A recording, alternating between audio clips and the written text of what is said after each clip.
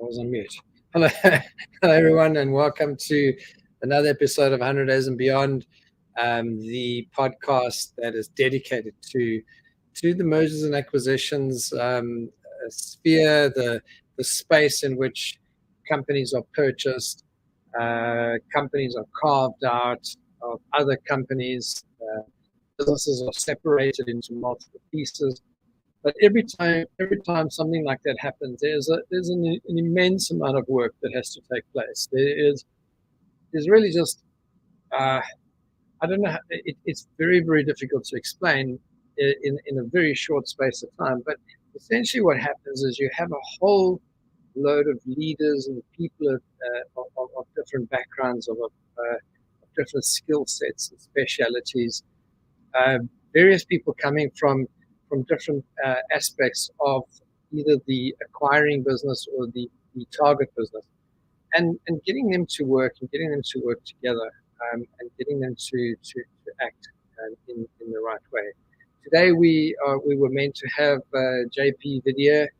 I think he's having a few technical issues. I'm going to wait a few more minutes for him, and barring that, I think we'll probably just quickly go through a few points around M&A, and also probably more around the post-merger integration or post-acquisition integration space, and then we'll leave it at that for the weekend, and then we'll pick it up with JP again probably next week. But to those of you that have joined, thank you very much. I look forward to having quite a reasonable, very short probably episode today. But what I would like to just go into, and that is something that I've noticed in this specific space, and I want to mention it specifically because there are so many types of practitioners, so many different types of industries. If you look at from SaaS through the software as a service, if you like, through to the fintechs and all the tech-based businesses, through to engineering or your more legacy type businesses, agriculture, energy, industrials, etc. If you look across many of those arenas, we have a constant shift of the markets. And we have a constant shift of the way that things are working and the way that things are operating, and especially now that we're looking at, I think they're even talking about doubling the interest rates overnight. And that's going to cause some huge disruption in the marketplace. There's something that I want to mention. Maybe there's two aspects to it. The one is really about leadership, and there's so much been written about leadership, but leadership and mindset and the ability to get on with things, right? So when we look at mergers and acquisitions, especially post-merger integration or post-acquisition integration, some of the critical things that have come up again and again and again, and that's this take action type leadership, this ability to not let the things around you consume you so much that you go into paralysis. And I think if you think about an attribute of a merger and acquisition specialist, or someone especially on a deal making side of things, and those people that are constantly looking for new opportunities. Opportunities are looking expensive these days, with leveraged buyouts, and that there are a lot of private equity firms and investment firms, family offices, high net worth individuals, and so on, looking for special golden nuggets out there. And I think people are becoming more picky and more choosy about it. But what I am noticing, however, is in times when it's I think when it's trying, I think it's in times when I think looks like JP's joined us. That's all great news. We're gonna invite him in now. But I just want to finish my thoughts. So in trying times, in times when it feels like the world is caving in, and when it feels like things are just not going the way we thought, true leaders don't go into paralysis. And I think there's so much written about leadership and about taking the lead and about understanding sort of what's the best way forward. And what the best way forward often is just taking a decision, doing something. Often I've seen it happen. In fact, one of the clients that I spoke to about 2 weeks ago, there was a huge change that was literally going to go through Parliament. A new law was going to be passed within 21 days. They'd literally given this particular industry 21 days to respond. That week, that client of mine, that week, he was totally consumed by the thinking around that particular problem. He just consumed. It slowed him down so much that entire week was himself had almost zero productivity. Where on the flip side, I've got clients where no matter what happens, no matter what comes flying at them every day of the week, every moment of every day, they're taking action. They're taking the lead. Doing the leadership thing, which is you've got to lead from the front. You've got to show that you are out there. And one of my mentors and probably favorite people, he's a very controversial character, but most favorite people, I'm not going to mention his name, but I'm just going to mention something that he says always. He says that you must always be thinking, you may be wrong, but you must never be in doubt. And he says, say that to yourself, say that to your people, say that to the people around you, and especially say that to your spouse. But you may be wrong, but you're never in doubt. And the doubt is what creates paralysis and slows you down from making decisions. I want to go now across to JP. JP's just joined us. So I'm just going to say good morning to JP. Good morning to you. Great pleasure to see you, and apologies for being a bit late. No worries at all. I thought I might as well start the podcast this morning. Thank you very much for joining us, though. Much appreciate that. JP is one of those guys that are from what is known as corporate advisory, corporate finance and investment banking, and so on. And I think JP, you must have seen a lot of this stuff. And I'm going to just go straight into it. Leadership and this paralysis thing that happens. I've seen it in politicians. I've seen it in management. I've seen it in operational people, sales people. It's like something goes wrong, and then things just slow down. It's like even with an acquisition, when there's some kind of M&A work being done, and you hear down the grapevine, oh, our company's up for sale. What's going to happen to my job? And then it's sort of then the doubts and the fears and all that start creeping in. And the difference is those that actually take control of their mindset and their thinking versus those that let things happen to them. And I thought I'd just start the episode off with that. But we're gonna go into your really good CV soon, your resume. So, but first, just tell me, just off the cuff, do you have any experience around that? I mean, have you seen that happen in the marketplace? Of course, Lily. And it's a critical one. It's a critical, topic in the M&A world, of course, because transactions do take time. It's not like in capital markets. Transactions do take time to think about, strategize about, and then the whole transaction momentum, and then obviously afterwards. I think I'll probably answer your question in two ways. The first one, don't be concerned about things you can't act upon, because if you can't influence them, well, that's the way it is. And then continue to drive the ship in the direction that you think is the right one. So in the M&A world is pushing on. And if there are things therefore that you can influence, well, then do influence them. I think that's a very good way to make sure you remain focused. The second topic is, I would think, grit. Have grit. Don't let hope drop.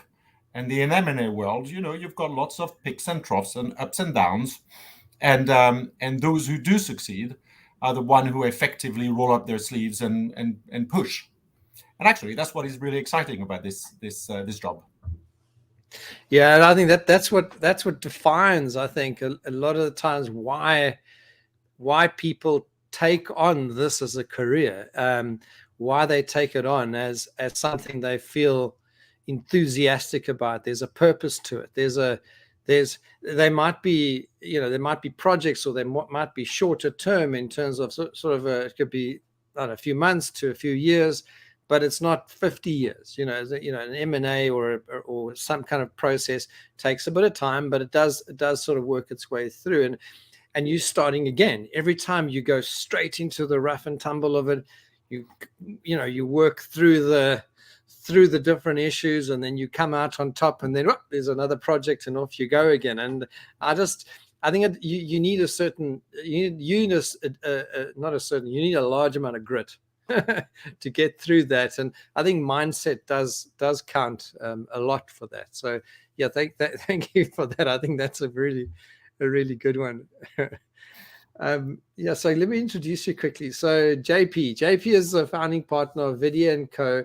Corporate Advisory, based in London, there in England. And I'm just going to quickly go through a few parts of your summary, but I think you're going to be better positioned to explain sort of what you do and how you got into it. But I mean, you talk here about corporate finance and investment banking with 20 plus years of experience advising senior executives at corporates, which are obviously the larger entities, and PE firms, private equity firms, on strategic issues, large and medium-sized M&A or equity raising transactions worth a combined 25 billion euros. I mean, that's a significant chunk of change. It's not going to fit in your back pocket.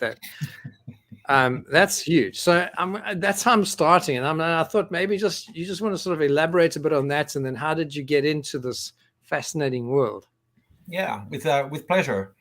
So I mean, listen, I've had a strong interest in banking and finance for many years, and from my early ages.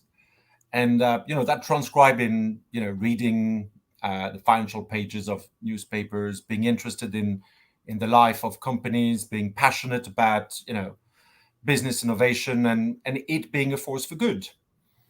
And so I've obviously pursued studies in that field, in economics, in business, in finance, accounting. But also, I think it being much wider than that, languages and cultures and history and those topics. And the reason why I'm saying that is that being a banker is not all about Excel spreadsheet and numbers. It is, of course, a lot about that. But what is really fascinating about this job is that it's much more complex and comprehensive in terms of having skill set around, client management, having IQ and emotional intelligence and those topics. And so in my career, I worked prior to setting up Verdier & Co. 6 years ago. I've had the chance of working for four different banks, all well known, and all have separate sort of like identity and characteristics. So I've had the chance of starting my career with then a big, very well-known French investment bank called Paribas, which was acquired then by BNP Paribas. And I worked there in Singapore and in London. And those tended to be, so I started my career there in finance in different departments and activities, capital markets and the rest. And when I moved into, I would say, investment banking, then tended to be more, I would say, mid-sized, sort of like relationship-driven local clients and transactions. And then I was recruited by a big German investment bank, Deutsche Bank in London. That was in the early 2000s. And then we were very focused on, sort of like sizable, very structured transactions, combining M&A, equity, debt, and those topics. And very, very exciting until I would say around 2005, when I was headhunted to join. Then, I would say somewhat nascent, but established by very well-known investment bankers, a firm called Green & Co., which is a renowned independent corporate finance and M&A advisor. And the bread and butter of the business here was really long-term, very close relationship with very senior executive in corporates, most of them being sort of like FTSE 100 companies or similar size if they were not listed. And ultimately, before setting up Verdier & Co., the 5 years before, I joined a more global mid to upper mid-market American investment bank called Jefferies, very focused on tech and healthcare. So I think that the general theme around this is, interestingly enough, all those banks, when I joined them, they were really on the cusp of pushing and spearheading their growth, either because they had relatively small operations or because they were sort of like reorganizing their activities. And I really enjoyed being part of, sort of like pushing and spearheading that growth and, sort of like planting the flag. But also, I think something that could be interesting for your audience is that, it's not linear, and you touch upon a diversity of skill set, transaction type sectors.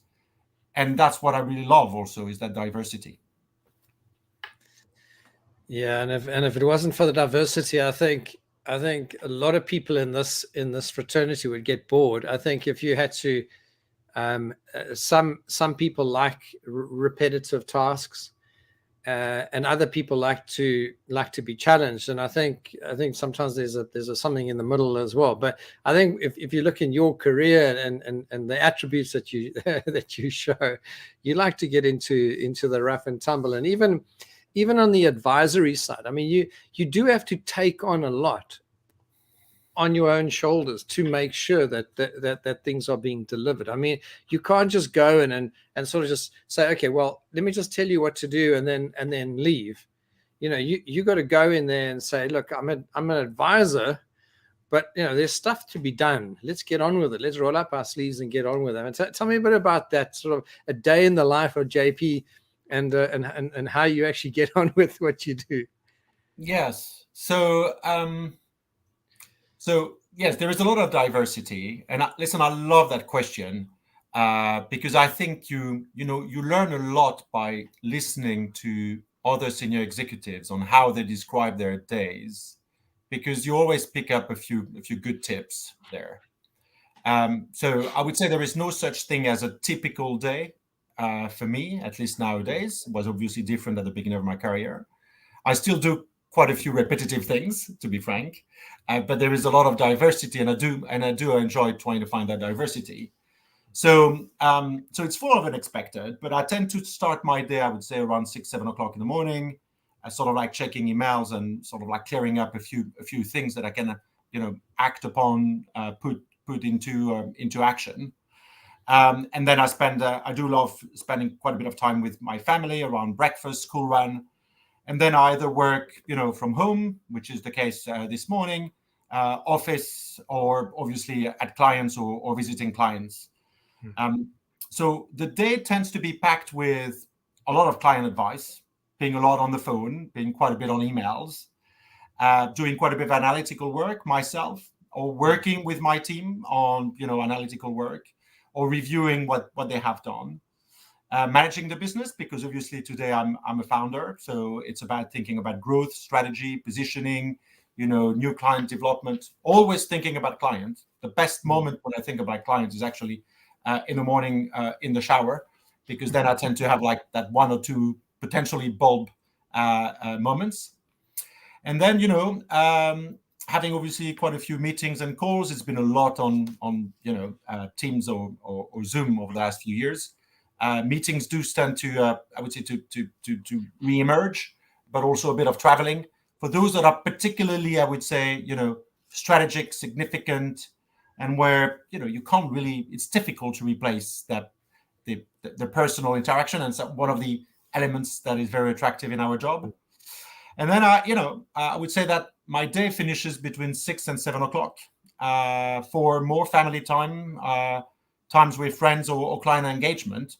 And then most likely, then I pick up quite a few things afterwards, whether it's clearing up a few emails, or at present we've been very busy on a few projects, and then it's, it could be working late. But what is really, really enjoyable nowadays, and very different from my life in prior firms, is that it's much more flexible, it's much more balanced, and I think it has an enormous amount of value in terms of enthusiasm and innovation in the way you think, creativity for your clients. Yeah, and I think that's the part of the rolling up the sleeves I was alluding to, because I think you can't just sort of sit back and steer them, because these are deep issues that you're dealing with. I mean, you're dealing with people in their careers. You're dealing with organisms and organizations that feed people, that that has an impact in local economies, stakeholders, investors. I mean, you name it. There are so many different moving parts. There's customers, there's suppliers. You're dealing with individuals that have to make crucial decisions. And that rolling up of the sleeves, that I like to talk about that, because it's when you get involved as an advisor, you sharing in that journey that client of yours is going through, isn't it? I mean, you helping them see a different point of view. You're helping them. You're analyzing. You're looking at things. Yes, your team might crunch some numbers, but like you said in the shower, you have those aha moments. I'm sure the thinking and the knowledge and experience that comes from a 20 plus year career. That for me is magnificent in being able to translate that into somebody's day, into someone's life, into someone's decision making process. That must be amazing to actually watch some of your ideas, some of the things that you share, and watch them come to fruition. Yeah, I mean, ultimately, we are an enabler of the strategy of our clients. We may be, part of it, and at Verdier & Co, we are very much part of it, also because of the type of deals we do. We work a lot on, acquisitions and buy side that can be bolt-on or more transformational. So we tend to be very embedded in the strategic thinking of our clients ahead of a transaction. But ultimately, I mean, it's the client who makes the calls and the decisions, both on strategy and ultimately the shape and form of a deal. But it's really, really rewarding to be able to assist the client and equip them with what they need to be able to take the best decisions. I think you've pointed a lot around business. It's people, it's human. And we do work in industries that are, very centric around that. We work a lot in the tech space, consulting services, AI, and software. So it's a lot. The value in those businesses is definitely around the people, right? We work a lot in the healthcare space, medtech, biotech, specialty pharma, animal health. And again, here it's knowledge, it's IP, it's people. And our third key sector remains sustainability, green tech, climate tech. And here you have people who are really also passionate about how they can change, the world and help, make it hopefully a sustainable place to live in. So yes, people are right, left, and center in the way our clients do look at transaction, apart from obviously all the financial aspects to it, because it's about ensuring that their businesses are sustainable, continue to grow sustainably, profitably, and for the benefit of all their stakeholders, including employees. Do you have a methodology? Do you have a sort of a let's call it a practice, a way that you approach a new client? I mean, let's say someone says, you know what, JP, come and do some work for us. Is there a process that you follow, or do you take each one, based on your experience? You start from places. Is there some process that you've worked out over the years that's more successful than others? Yeah, so I'm not going to go into the details of what is a buy side transaction, a sell side transaction, an equity listing, or fundraising. But here you can see certain types of transactions, and obviously they have common characteristics. I think I will always start by trying to put myself in the shoes of the client, which is what keeps him awake at night, and we tend to talk to CEOs, board members, chairmen, or head of M&A, or head of business lines that could be pretty big. I mean, they can be divisional head of multi-billion companies that do manage 1, 2, 3, 5 billion pounds of turnover. So very senior executives, and what they tend to have on their agenda is obviously strategic. It's a competition. How can they be disrupted? It's growth. It's acquiring skill sets. It's acquiring capabilities, market footprint, or it's obviously in certain other extenses. It could be businesses that they have that no longer fit their portfolio, and where they could reallocate those resources, whether they are financials or otherwise, towards other business lines, and therefore who could be the best new owner of that business, ensuring obviously that they realize value, but that the transaction is for everybody's benefit, from a human point of view, financial point of view, or reputational point of view. So thinking about, I don't know what exactly you meant by if we have a set methodology, but yeah, we with experience in any business, with experience you start to quite quickly understand what are the touch points and what should be the discussion items. Because some people talk about blueprint, some people talk about this is the way we when you are pitching for new work, or when you're doing different things, they say, okay, I mean the common thing is, so JP, sort of, how does this work and how much is it going to cost us?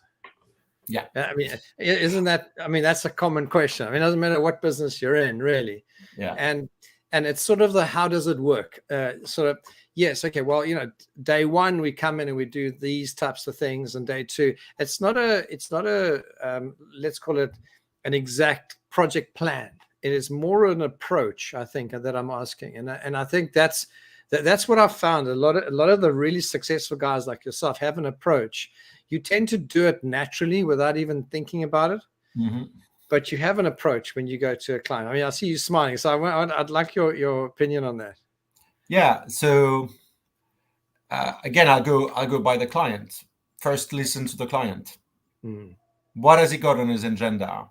What today is really annoying him or exciting him, and how can you help him solve that issue as an advisor? So if I were to take the example, I was just saying we do a lot of buy side or acquisition transactions, and we've got about 4 or 5 on the go at present. So the sort of topics that a client will be interested to know is, well, how can we approach this company?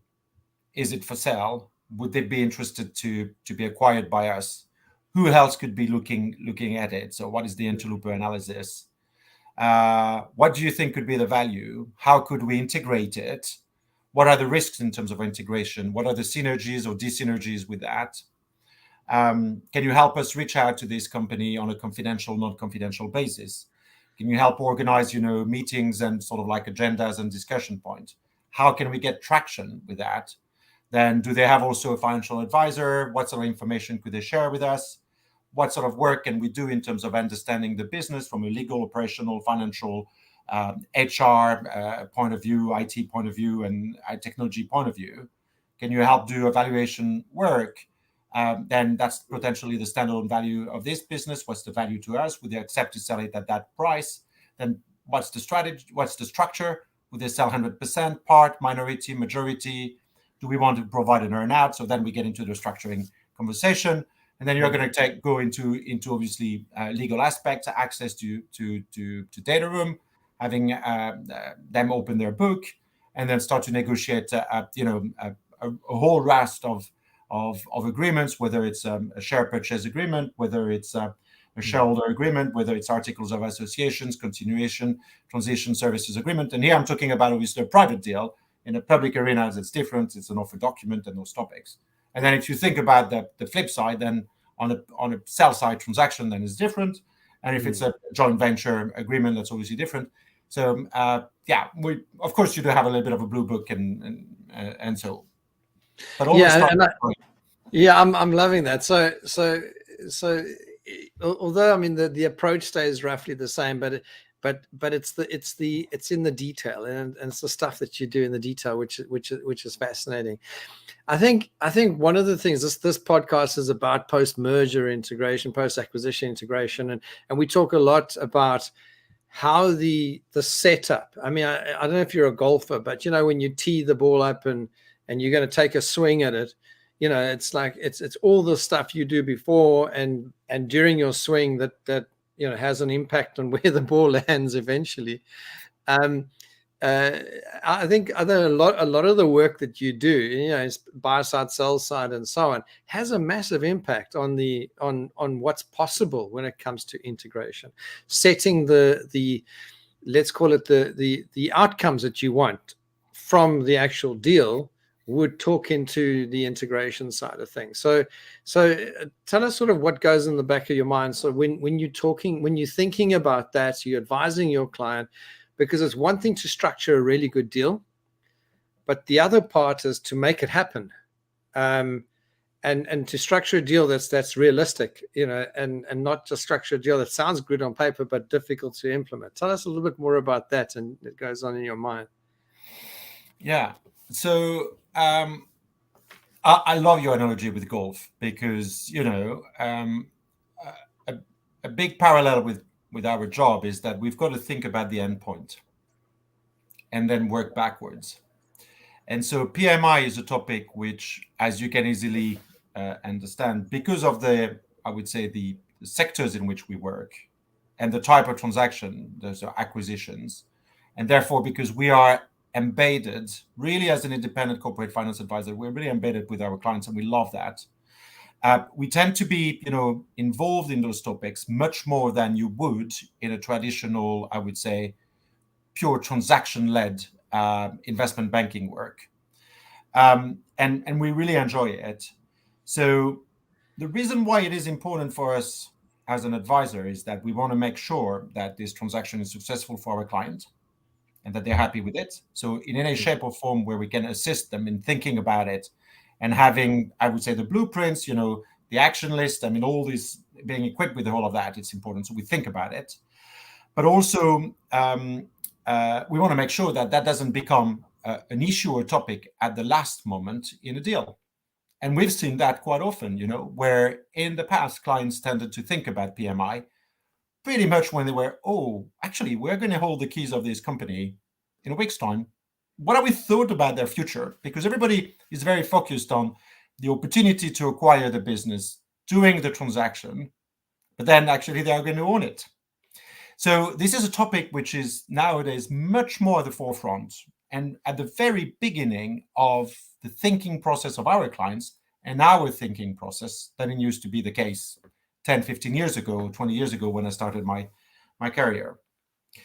Maybe I'll just spend just 1 second because, PMI is a very vast topic. We are not, PMI experts, but as bankers, we get involved with it. And as I was saying, we think about it. And then we can think about whether, the client has got the in-house capabilities or whether it rather also have, tech expertise from external professionals. But I think just for the audience, it's useful to understand that there are different PMI, I would say, approaches. You may have the one where basically it's a fully integrated acquisition. So you acquire the company and you almost dismember it or completely, subdue it. A company that used to do that in the past was General Electric, for instance, and extremely, good at it. Now things change. You have others that are, I would say, have an approach where basically it's almost fully independent, and they may integrate over time. For instance, Honeywell used to do that. Capgemini or Accenture have got, philosophies that are akin to that. Then you have obviously the in-between. So you may integrate certain, capabilities or operations of the target company and take the best from them, or you may give some of your own way of doing things to them. So it's a mix and match. And there is the fourth one, which you may see in certain transactions, which is actually a reverse integrate. So you're the acquirer, but actually you integrate your business line, your division or otherwise, into that new acquisition. Yeah, that puts another spin on it, because obviously there are other types of deals as well that's starting to happen, and I love your reverse, because it does mean that you're almost saying, like, I'm buying you, but I'm becoming part of you, and that's very interesting. But where the others are also quite interesting are the carve outs. And the separations as well, and so it's just become such a science, in a way, PMI, and it's become such a discipline that you can't, I think, any executive these days needs some level of PMI on their resume. They need that, at least some experience or some understanding of what PMI actually is, which I don't think was the case 20 years ago. 20 years ago, if you put PMI, people would say, what is that?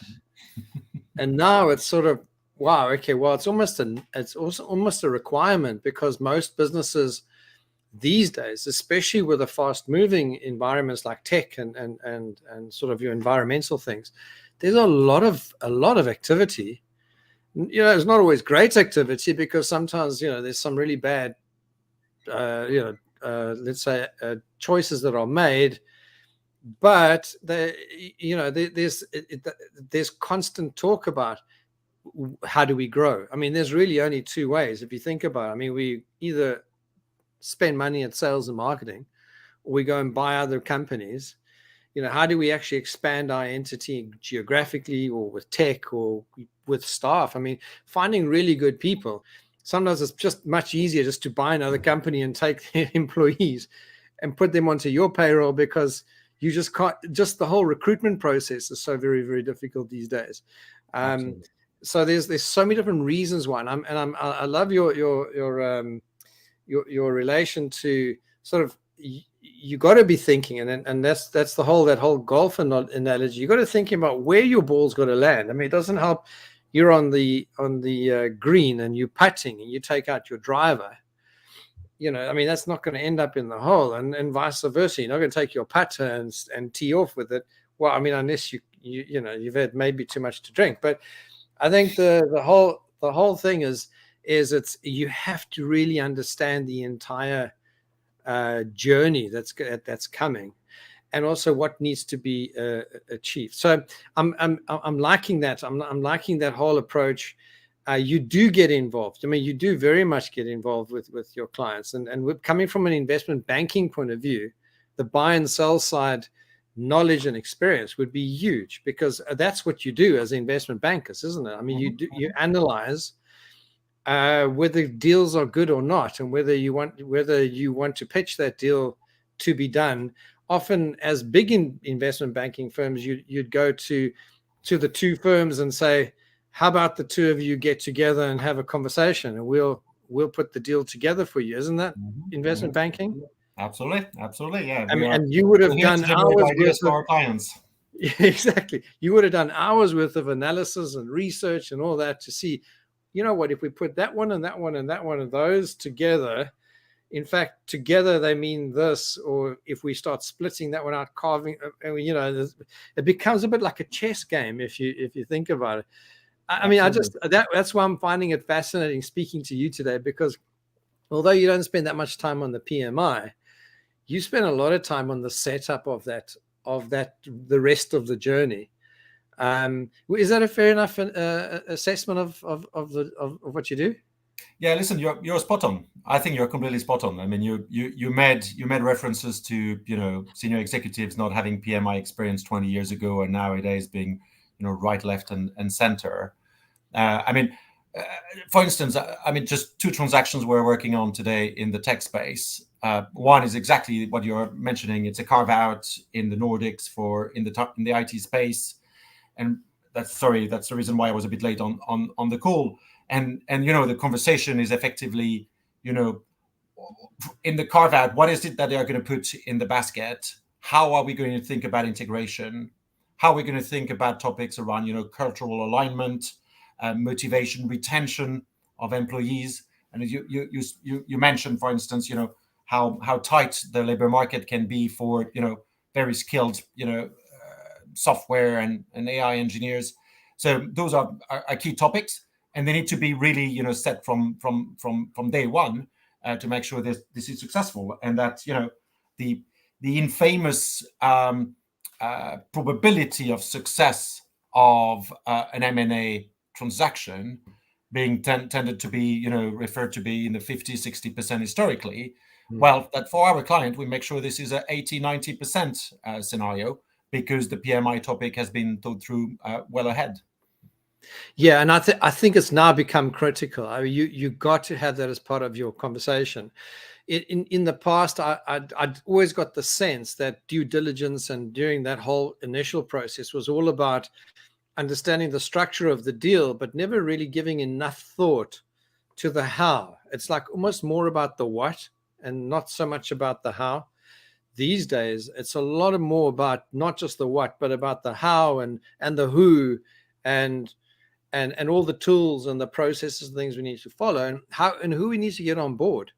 Mm-hmm. Because do you bring external teams? Do you build your own internal team? Are you going to become, are you doing serial acquiring, or is this a one-off? I mean, there could be many reasons. Or do we do regular? Do we set it that we will only do one a year or one every 3 years? If I look at one of the software vendors that's quite well known in the UK, I see they've recently done an acquisition, but they hadn't done one now for about 4 years, I think. And it's a very slow. I mean, I would have thought the tech space would have been a lot more acquisitive for that particular space, but it's almost like there's this hesitancy for some entities to get into that, and then there's other entities that are a lot more hungry to acquire. I mean, it's like it's like this drug, it's like this deal heat, if you like, and I mean, you probably see that and advise on that as well. Yeah. So, I mean, on this one, I probably two answers. Yeah. I mean, clients have got a diversity of M&A culture, appetite, expertise for a variety of reasons, and therefore it's important that when we work with our clients, that we do realize, what is that level of knowledge and expertise that they have, and how we can best fit. Some clients, are extremely versed with it. Do relentless M&A? That's embedded in their business model, and therefore, we come with a certain set of services in terms of supporting them there. We have a lot of clients where the M&A culture and expertise can be more recent. But giving you an example, I mean, we've been working with about a 2 billion turnover international integrated facilities management company that is owned by a big private equity firm, and they've had M&A in the back of their mind for a few years, but the new private equity firm is obviously extremely well established. It's a 20-30 billion fund. They know M&A. Doing recurring bolt-on is part of their way of thinking.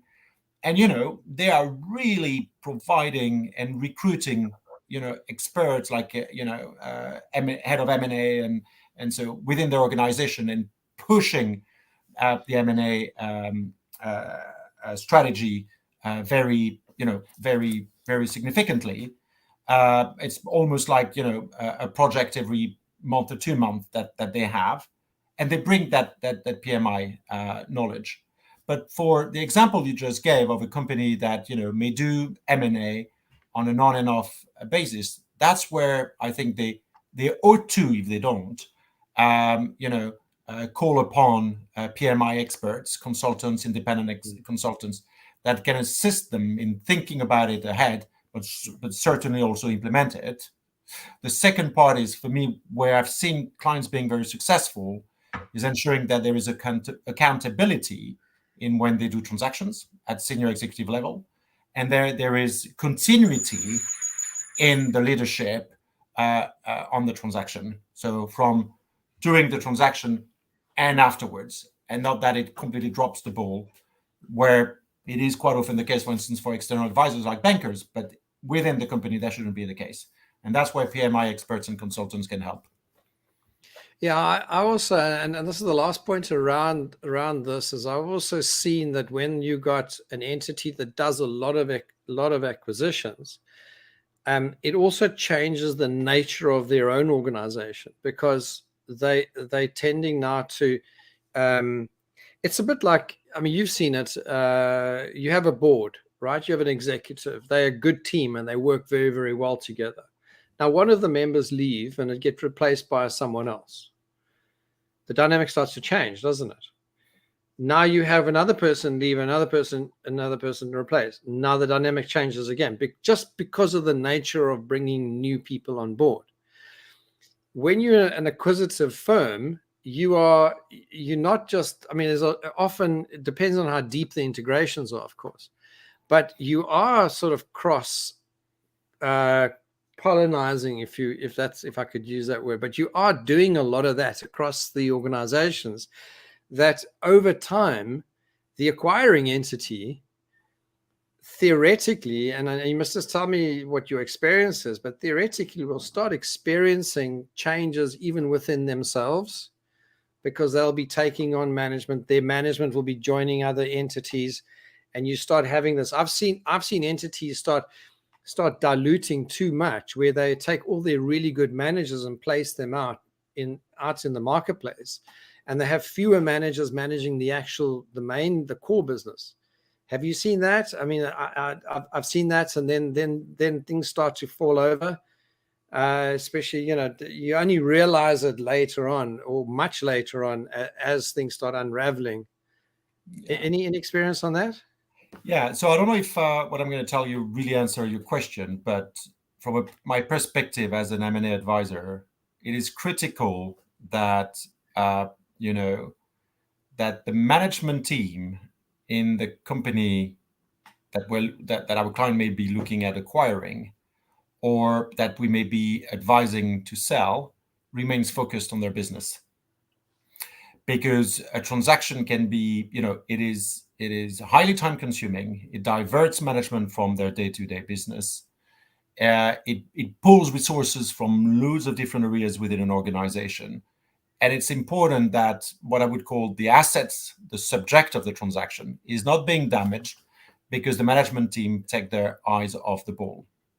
So I don't know if that quite answers your question, but it's a way to say, recognizing the value of people and human beings and managers in terms of, having the ability to focus on the business and having the right skill set to manage that business and drive it. No, that's a very valid point. And that's exactly the answer I was looking for, is there's a lot to be said about focus. There's a lot to be said about sticking to the knitting, if you like, or sticking to your day job and sticking to what you're good at. Because if you get too many additional tasks, unfortunately, we only have that many attention units, if you like, in a day. There's only so much that you can do. And as a management team, sometimes the really good managers often get stretched, past their ability to be effective. And I've seen that as well. So I think as an advisor, and this is where I'm coming back to you, and I want to then talk a little bit about your company, because we're coming close to the hour now. As an advisor, I'm sure these are some of the conversations you're having. You're saying, guys, we would need to think about the old transaction and all that, but let's think about the teams. Let's think about the people. Let's think about the team we're acquiring. Let's think about your management team. Let's think about all those elements, because the only way we're going to create value out of this transaction is if we have these and these and these things in place. Would you agree with that as a premise? Completely. So, I mean, the way I would say it transcribes very practically in my job is to ensure that leaders do meet. So between, the acquiring company and the target company, or the business we're selling with their potential, new investors and shareholders, they meet, that they have the opportunity, to sort of like socialize on a personal point of view, that they can exchange on, strategy, business, and so. But that also sort of like permeates within the organization during, transaction and due diligence process. And then obviously in the way we sort of like, kick off processes, making sure again that we've got the resources and capability on our side. So meaning that our client is thinking how he's going to handle it and what that means, and pool resources at the different stages. We've got to think about confidentiality and, that sort of topics and avoiding rumors, but also that, he thinks about the sort of like external advisors that he may want to have if he doesn't have either the bandwidth or the knowledge or skill set, whether it's, a financial due diligence advisor, an accounting due diligence advisor, a tech advisor, an HR advisor, a PMI, and so on. So that, we are a good, strong team that may evolve over time to make sure that, it becomes a successful project. So tell us a bit about your team. Tell us a bit about your company, what you do, how can people get hold of you, sort of where, what's the kind of clients that you're looking for and so on. Yeah, sure. So very, very happy to do that. So listen, first of all, I'll start with the team. I've got an absolutely amazing team that has been growing over the last few years. So the firm was set up 6 years ago. We do business in the UK and France, meaning actually where most of our clients are, or the assets of a transaction. So it can be, UK, inbound UK. It can be UK outside, France similarly. So it can be a permutation of that. But we do recognize that part of our skill set is to be, on the ground.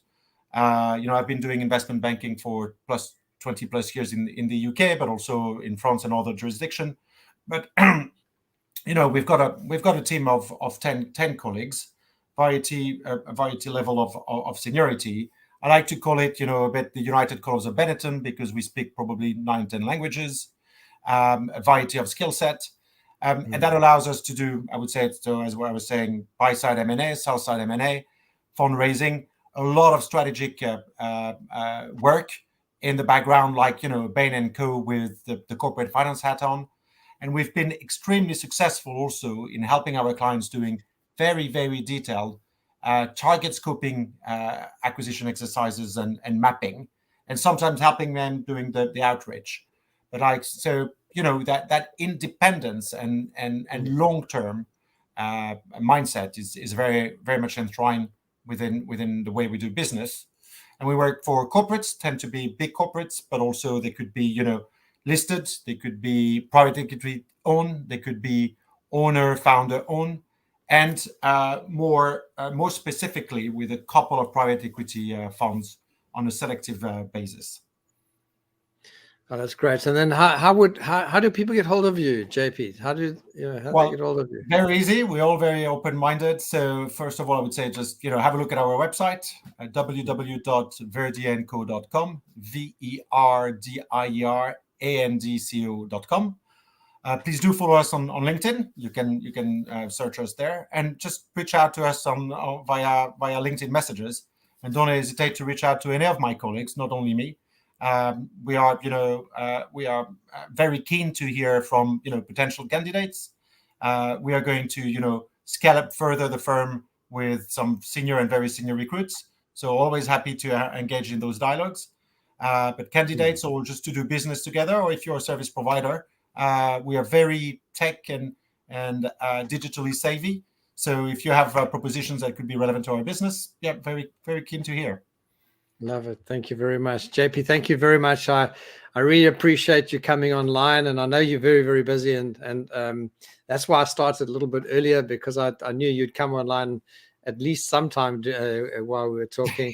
We finished dead on time at 12 p.m. You can pop onto your next meeting now, which I'm sure you've got lined up. But JP, thank you very much. It's been fascinating getting to know you and your company. We've had a previous conversation as well, which I thoroughly enjoyed. I really want you to be on the show again at some stage in the future. Maybe next time we cover 1 or 2 case studies and just share a few different things with the audience. But fascinating talking to someone who's got a really good background in this investment banking, buy side, sell side, and teeing up, again, using my golf analogy, the right kind of PMI going forward. And I like your concept around 80% is what you're aiming to get in terms of success, in terms of value creation, etc. JP, thank you very, very much. Much appreciated. Pleasure. I really enjoyed the conversation also, and let's keep in touch. And I wish you a good day, as well as all your audience. Thank you very much. All the best. Thank you. Bye. I'm going to say goodbye to the audience, and then we'll catch up with you again sometime. Thanks, JP. Very good. Thank you. Bye. Bye-bye.